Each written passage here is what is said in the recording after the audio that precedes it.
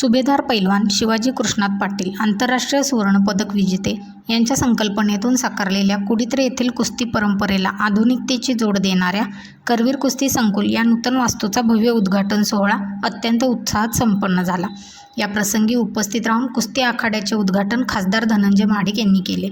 कोल्हापूरच्या मातीतील कुस्तीचा वारसा अधिक समृद्ध व्हावा या ध्येयातून साकारलेले हे संकुल म्हणजे युवा पैलवानांसाठी एक सुवर्णसंधी आहे।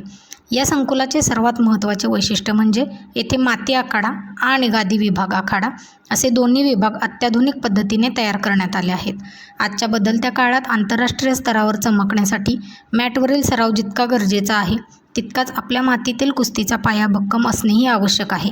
एकाच छताखाली उपलब्ध झालेल्या या जागतिक दर्जाच्या सुविधांमुळे कुडीत्रे आणि परिसरातील पैलवानांना सरावासाठी आता कुठेही लांब जाण्याची गरज भासणार नाही।